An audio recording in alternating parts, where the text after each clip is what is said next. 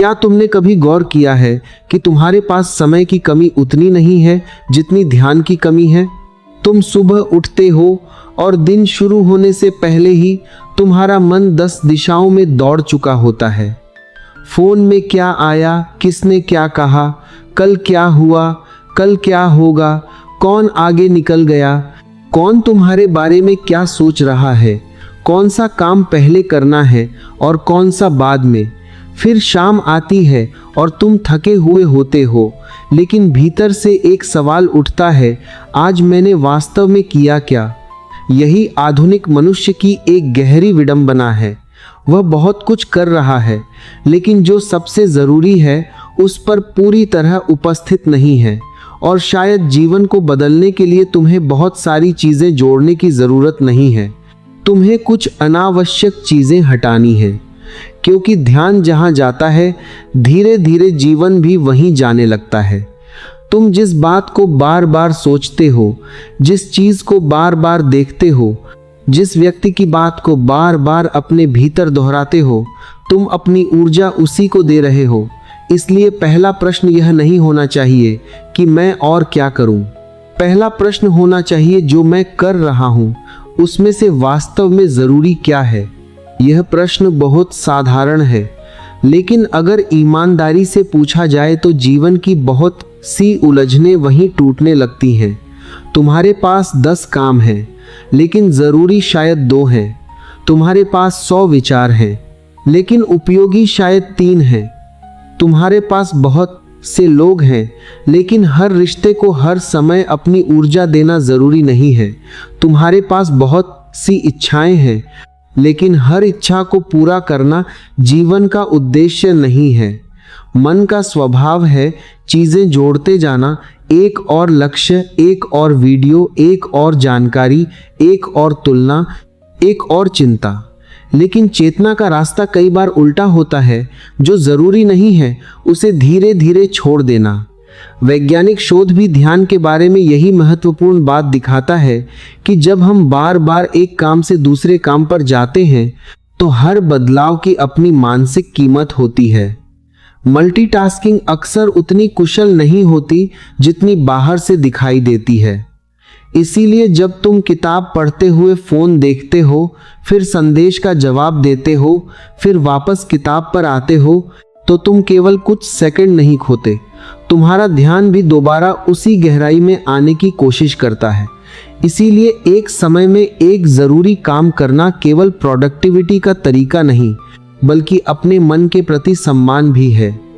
ज़रा कल्पना करो कि तुम्हारे हाथ में एक दीपक है। अगर तुम उसे एक ही जगह रखोगे तो वह उस जगह को रोशन करेगा, लेकिन अगर तुम उसे हर पल इधर उधर घुमाते रहोगे तो रोशनी किसी एक जगह गहराई से नहीं पड़ेगी। तुम्हारा ध्यान भी ऐसा ही है। तुम्हारे भीतर ऊर्जा की कमी नहीं है, ऊर्जा बिखरी हुई है। इसलिए आज से अपने दिन की शुरुआत यह पूछकर करो, आज वह कौन सी एक चीज़ है जिसे अगर मैंने पूरा कर लिया तो दिन सार्थक लगेगा। बस एक। फिर उसे अपनी पूरी उपस्थिति दो। इसका मतलब यह नहीं कि बाकी काम छोड़ दो। इसका मतलब है कि ज़रूरी काम को गैर ज़रूरी चीज़ों के बराबर मत रखो। हर नोटिफिकेशन ज़रूरी नहीं है, हर बहस ज़रूरी नहीं है, हर सवाल का जवाब देना ज़रूरी नहीं है, हर व्यक्ति को समझाना ज़रूरी नहीं है, हर आलोचना का जवाब देना ज़रूरी नहीं है, हर अवसर को पकड़ना ज़रूरी नहीं है, और सबसे महत्वपूर्ण, हर विचार पर विश्वास करना भी ज़रूरी नहीं है। तुम्हारे मन में कोई विचार आया कि अगर मैंने यह नहीं किया तो सब खत्म हो जाएगा।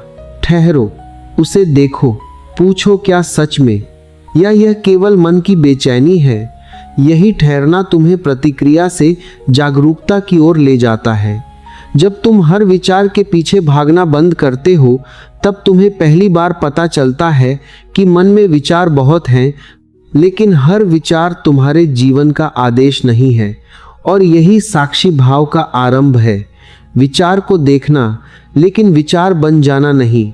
जीवन में भी यही बात लागू होती है। किसी ने तुम्हारे बारे में कुछ कह दिया, क्या वह ज़रूरी है? अगर नहीं तो उसे वहीं छोड़ दो। कोई पुरानी घटना बार बार याद आ रही है, क्या उससे आज कुछ सुधर रहा है? अगर नहीं तो उसे पकड़कर बैठे रहने से केवल आज का समय जाएगा। भविष्य की चिंता है, क्या अभी कोई वास्तविक कदम लिया जा सकता है? अगर हाँ तो कदम लो, अगर नहीं तो चिंता को समाधान समझने की भूल मत करो, क्योंकि चिंता अक्सर हमें यह भ्रम देती है कि हम समस्या पर काम कर रहे हैं, जबकि वास्तव में हम केवल उसी विचार को दोहरा रहे होते हैं। इसलिए फोकस का अर्थ केवल किसी चीज पर ध्यान देना नहीं है। फोकस का दूसरा हिस्सा है जो जरूरी नहीं है उसे ध्यान न देना। यही वह कला है जिसे मनुष्य धीरे धीरे भूलता जा रहा है। तुम्हें हर चीज जानने की जरूरत नहीं, हर खबर पढ़ने की जरूरत नहीं, हर ट्रेंड के पीछे भागने की जरूरत नहीं, हर व्यक्ति की जिंदगी से अपनी जिंदगी की तुलना करने की जरूरत नहीं। तुम्हें यह जानना है कि तुम्हारे जीवन में अभी क्या महत्वपूर्ण है। शायद तुम्हारी पढ़ाई, शायद कोई कौशल, शायद तुम्हारा परिवार, शायद तुम्हारा स्वास्थ्य, शायद तुम्हारा कोई सपना, शायद अपने भीतर शांति पैदा करना। जो भी है उसे पहचानो और फिर अपनी ऊर्जा उसके साथ रखो, क्योंकि अगर तुम्हारी प्राथमिकता हर दिन बदलती रहेगी तो तुम्हारी प्रगति भी हर दिन दिशा बदलती रहेगी। और याद रखना, फोकस का अर्थ कठोर होना नहीं है।